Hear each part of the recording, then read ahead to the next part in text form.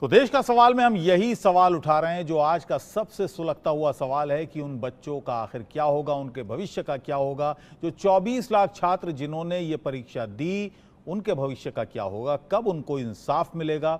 और जो भी लोग इसमें शामिल हैं, इस पूरे रैकेट में शामिल हैं पेपर लीक के, क्या उनको सजा मिल पाएगी, क्या उनके नाम उजागर होंगे, और ये कड़ी जो है, कड़ी दर कड़ी आखिर कहां तक जा रही है। इन तमाम सवालों पर हम बात करेंगे। हमारे साथ खास मेहमान जुड़ गए हैं।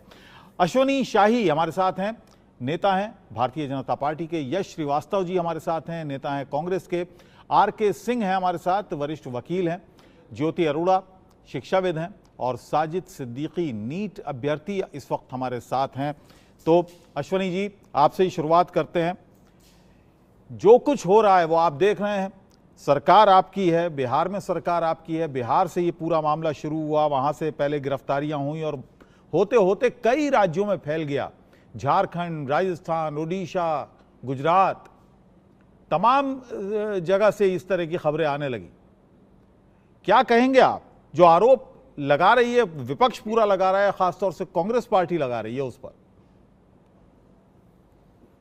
देखिए, विपक्ष का तो काम है आरोप लगाना, विपक्ष आरोप लगाती रहे, लेकिन हमें चिंता है उन लाखों बच्चों की जिसके लिए इस समय सीबीआई जांच चल रही है और हिंदुस्तान की न्याय व्यवस्था पर सबको भरोसा है।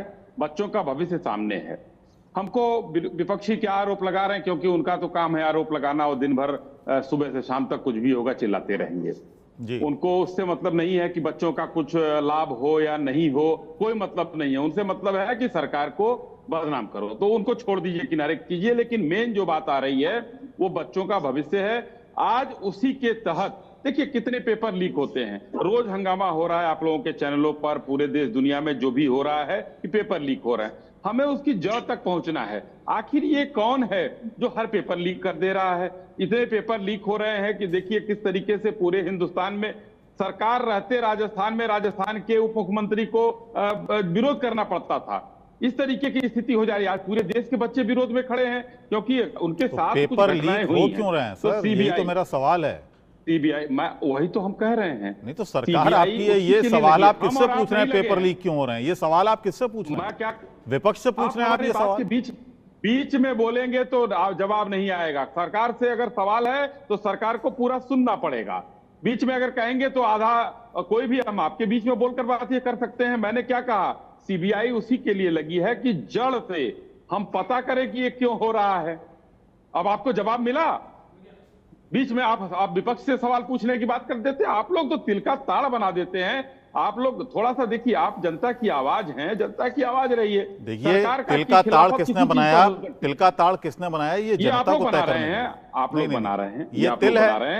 इतने 24 लाख बच्चों के भविष्य का मामला तिल है आपकी नजर में? उन्हीं बच्चों के भविष्य की चिंता करते हुए सरकार ने डायरेक्टर को, एनटीए के डायरेक्टर को हटाया। माननीय शिक्षा मंत्री जी ने बयान दिया और नैतिकता का हवाला दिया कि हम, नैतिक जिम्मेदारी हमारी है। उसके बाद अब हम वहां पर सुप्रीम कोर्ट में भी वहां पर गए। 34 मामले कोचिंग और बच्चों की तरफ से किए गए, 4 मामले नीट की तरफ, 38 मामलों की सुनवाई हो रही है। अब अगर न्यायपालिका पर भी भरोसा नहीं है तो भाई आप लोग ना भरोसा करें। शिक्षा मंत्री का जिक्र किया, शिक्षा मंत्री तो शुरुआत में ये जिम्मेदारी लेने को तैयार नहीं थे, वो ये बात करने को तैयार नहीं थे कि पेपर लीक हुआ है। उन्होंने लिया था शुरुआत में। यश श्रीवास्तव जी का वक्तव्य ले लें।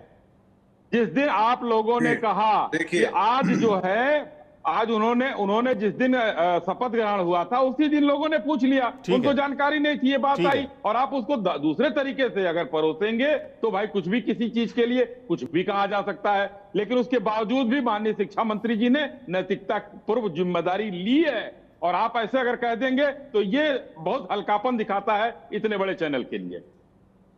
जी यश जी। जी देखिए अबुल साहब, मैं ये समझता हूं कि जो व्यक्ति और जो पार्टी अपने आप को सेवक बता बता के उस समय लोगों के हाथ जोड़ती थी 2014 के चुनाव के समय, आज उनका रवैया देखिए। वो आपको भी आपकी सीमाएं बताने को तैयार हैं। विपक्ष के नाम पे तो रोते ही रहते हैं, जबकि इनका खुद का ट्रैक रिकॉर्ड विपक्ष में रहते हुए सिर्फ थिएटर के पर्दे जलाना, फिल्मों का विरोध करना, पुतले फूकना, ये इनका ट्रैक रिकॉर्ड है विपक्ष में रहते हुए। आज जब विपक्ष पूरे देश की आवाज बनके इनसे सवाल कर रहा है कि जिस व्यक्ति के ऊपर आरोप था उसी को आपने इन्वेस्टिगेशन का चार्ज क्यों दे दिया प्रदीप जोशी को? तो ये आपको आपके चैनल की मर्यादा बताने पे तुल गए। इनसे पूछा जा रहा है कि आप एक जिम्मेदार मंत्री को अपने मंत्रालय से हटा क्यों नहीं रहे हैं, जबकि इनकी खुद की कैबिनेट में, चाहे जब कैबिनेट सफल होता था, जब मांगती भी नहीं थी जनता, तभी उठा के मंत्रालय बदल देते थे। आज एक मंत्री के ऊपर दाग लगा है और ये मानने को तैयार नहीं है। और उसके बाद इस समय सोशल मीडिया पे एक विधायक महोदय हैं, बेदी राम नाम से जाने जाते हैं, उनके बारे में मैं नहीं, एक बड़ा मीडिया हाउस उनके बारे में स्टिंग ऑपरेशन का वीडियो डाल रहा है, जिसमें वो कह रहे हैं कि मैं कोई भी पेपर लीक करवा सकता हूं। एनडीए के विधायक हैं वो, और वो लोगों को हमारे प्रधानमंत्री और उत्तर प्रदेश के मुख्यमंत्री के नाम की धमकी देते हैं। क्या जवाब है इनके पास? कोई जवाब नहीं है इनके पास। अभी इनको खुला छोड़ दीजिए, ये अभी फिर ये व्यक्तिगत लांछन लगाने पे आ जाएंगे, ऊटपटांग बातें करेंगे। लेकिन इन्होंने जंतर मंतर पे जो बच्चे नीट के लिए विरोध में खड़े हैं, अपना हक मांग रहे हैं, उनके ऊपर इनकी पुलिस ने लाठीचार्ज किया है, बच्चों को बाल पकड़ के घसीटा है, और यहां ये बोलते हैं कि सरकार उन बच्चों के साथ है। ये जिम्मेदारी के साथ नहीं है, ये बच्चों के साथ नहीं है, ये किसी के भी साथ नहीं है। इनको सिर्फ अपना दिखता है।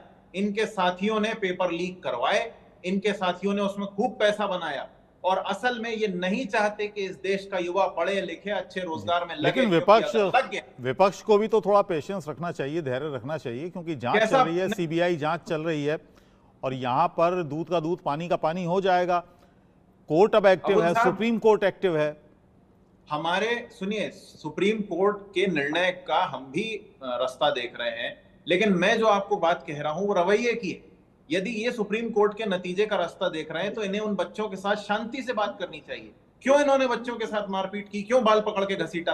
और यदि इनको इतना ही मान है नियम कायदे का, तो अभी हाल ही में खबर आई है, एक दूसरे देश में एक भारतीय महिला जो गर्भवती थी, वो वहां पे टूरिस्ट थी और वो नहीं रही, तो वहां के स्वास्थ्य मंत्री ने इस्तीफा दे दिया।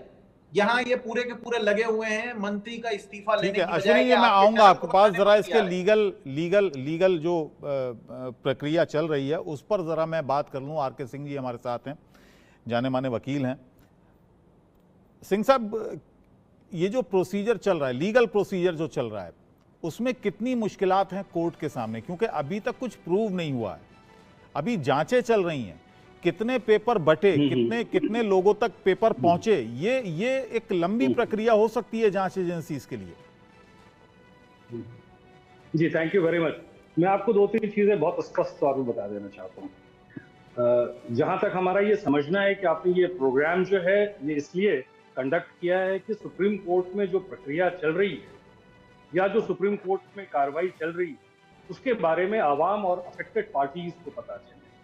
लेकिन जो आप सियासी दल के नुमाइंदों को बैठा करके इनका प्रवचन सुना रहे हैं, for me it is a wastage of time, I must tell you with all confidence. जी, चलिए, सबको अपनी बात कहने का हक है। नहीं,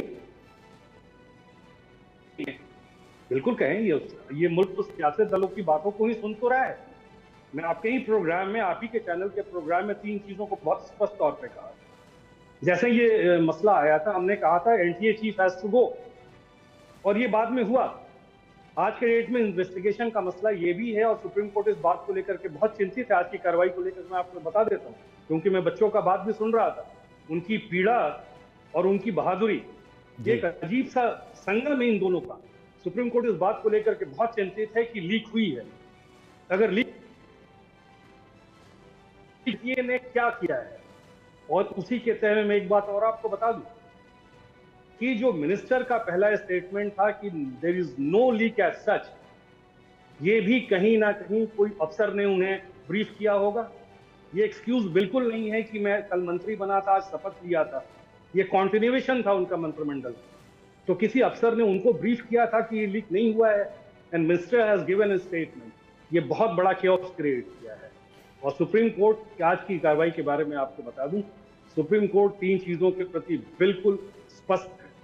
ये पहली बात है कि उन सुप्रीम कोर्ट को ये पता करना है सरकार से कि अगर लीक हुआ तो क्यों हुआ, कब हुआ, और जब आपको लीक पता चला तो फिर आपने क्या करा।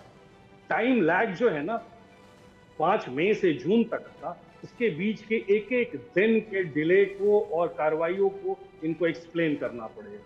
अब मैं आपको एक और चीज बता देना चाहता हूं कि हम सब लोग इस बात से इत्तेफाक रखेंगे, बिल्कुल सच बात है, इस मुकदमे, ये रूटीन कोई मुकदमा नहीं है सुप्रीम कोर्ट, इसमें टाइम जो है एसेंस है।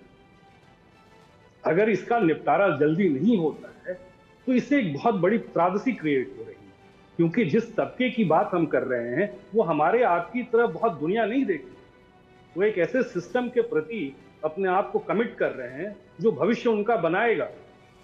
तो एसेंस जो है बहुत इंपॉर्टेंट है, इसीलिए सुप्रीम कोर्ट ने 4 दिन के बाद ही इस मुकदमे को लगाया है। And I am very hopeful कि 11 तारीख तक इसका आ जाएगा निदान, समथिंग विल कम आउट।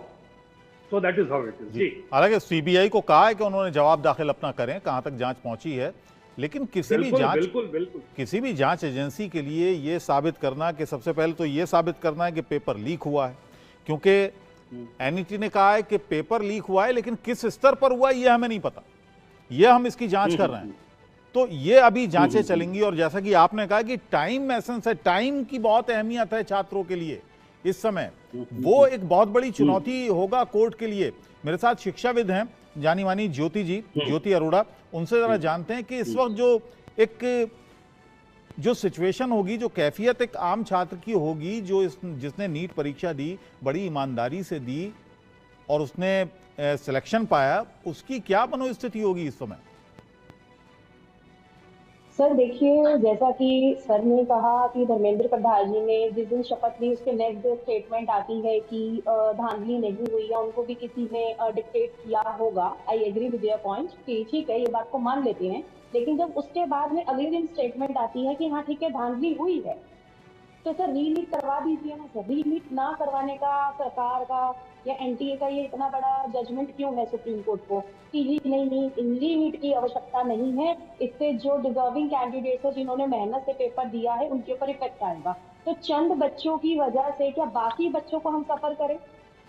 जो डिजर्विंग कैंडिडेट थे, जो मेहनत करके नंबर लेकर आए हैं और उनकी रैंक इतनी पीछे हो गई क्योंकि बीच में अच्छे लेवल पर धांधली हुई है, उन बच्चों का क्या कुछ चंद बच्चों की वजह से बाकी बच्चों का भविष्य दांव पे लगा देंगे?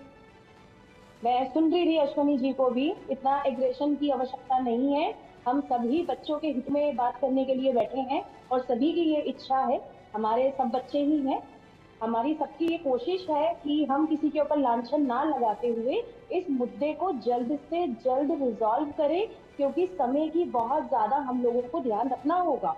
11 जुलाई की डेट सुप्रीम कोर्ट की आई है, पूरी तरह से 8 जुलाई के लिए बच्चे नजर गड़ाए बैठे थे कि 8 जुलाई को हमको इंसाफ मिलेगा। 11 जुलाई, चलिए 3 दिन की बात और है, 3 दिन और प्रतीक्षा कर लेते हैं, लेकिन सुप्रीम कोर्ट की तरफ से ये उम्मीद की जा रही है कि बच्चों को इंसाफ मिलना चाहिए। नहीं तो जल्दबाजी में भी तो कोई फैसला नहीं हो सकता ना ज्योति जी, जल्दबाजी में भी तो कोई फैसला नहीं हो सकता है। अच्छा एक चीज बताइएगा,